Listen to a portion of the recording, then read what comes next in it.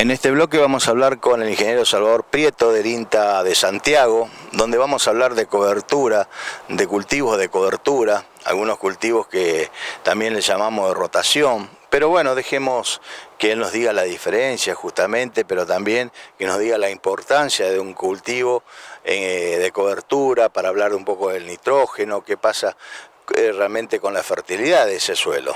En esta oportunidad, entonces, en la jornada de cobertura que se hizo en el INTA, hablábamos con Prieto. Particularmente hemos estado charlando sobre lo que tienen que ver los cultivos de cobertura o cultivos de servicio y cómo ellos pueden impactar en los sistemas de producción.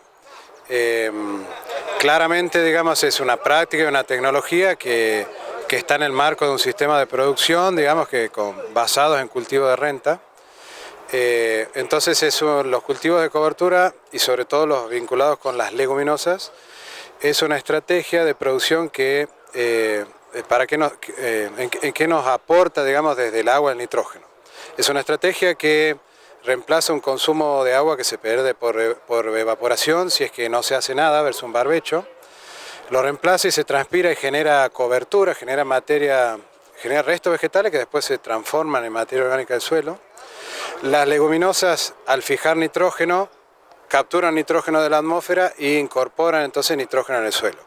Entonces hoy hemos estado charlando un poco sobre esto y sobre estas dinámicas y cómo los cultivos de cobertura podrían mejorar, ¿sí?, lo que es la dinámica, captura, almacenamiento de agua y la provisión de nitrógeno cuando lo estamos asociando a las leguminosas, que terminan repercutiendo en el corto plazo, digamos, en un mejor desempeño de un cultivo, sobre todo maíz, y cuando esta práctica se sostiene en el tiempo, mejora en todos los cultivos, digamos, de la rotación. Bueno, hoy hablábamos de la vicia, sobre todo, que han tenido una experiencia. En cuanto a la vicia, lo que sí es importante saber en qué momento se libera el nitrógeno para que lo aproveche exactamente el maíz en este caso. Hay un momento exacto, ¿no? Claro, tal cual.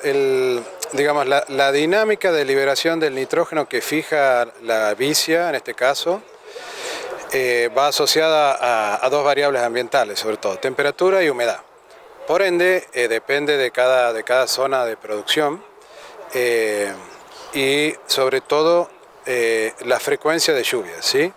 En el caso de nuestros ambientes sobre los cuales trabajamos, esa dinámica de liberación de nitrógeno, digamos, hablamos de una región húmeda a subhúmeda o hasta semiárida.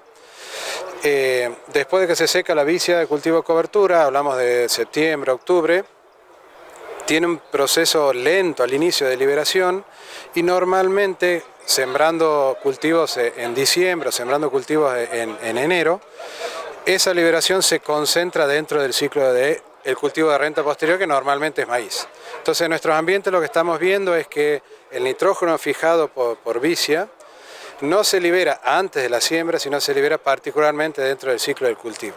Y eso redunda, digamos, o eso lo que permite es que se comporte como un fertilizante, ¿sí? Entonces hay un aumento de oferta de nitrógeno para el maíz, que es un cultivo altamente, digamos, que necesita mucho nitrógeno.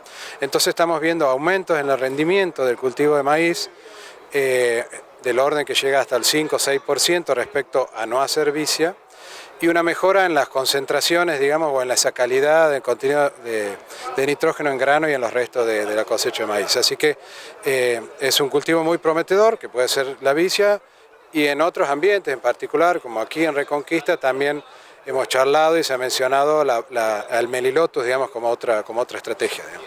Ahora, no todo termina en el nitrógeno, porque si nosotros ponemos un híbrido en maíz que no sea el adecuado, tampoco lo va a absorber, por lo tanto lo estamos desaprovechando, ¿no?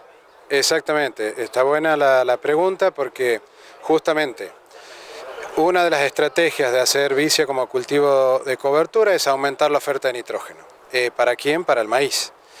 Entonces, si nosotros tenemos un planteo de un maíz entre comillas conservador, digamos que nuestro híbrido, nuestra fecha de siembra, nuestra densidad apuntan, digamos, a tener un piso alto, digamos, pero por ahí no tanto potencial rendimiento, podríamos estar desaprovechando el nitrógeno. Por eso lo ideal es que cuando hacemos buenas vicias que fijaron nitrógeno, nosotros tener un manejo de una buena elección del híbrido, una densidad que normalmente tiende a ser más alta, fechas de siembra tempranas, y bueno, hay resultados como lo que mostramos nosotros de híbridos que duplican su eficiencia de uso de nitrógeno, ¿sí? Entonces, a una misma oferta de nitrógeno que está enriquecida con una vicia, poner un híbrido que tiene un doble de eficiencia de uso de nitrógeno estarían implicando duplicar o al menos aumentar sustancialmente los rendimientos de maíz, digamos.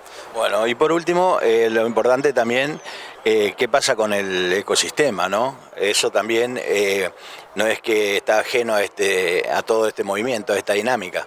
Exactamente. Nosotros acá en estas últimas preguntas que venimos intercambiando estamos mirando el sistema en el corto plazo. Los cultivos de cobertura o de servicio son una herramienta, ¿sí?, que claramente vienen a tener una función en el sistema de producción, en el agroecosistema.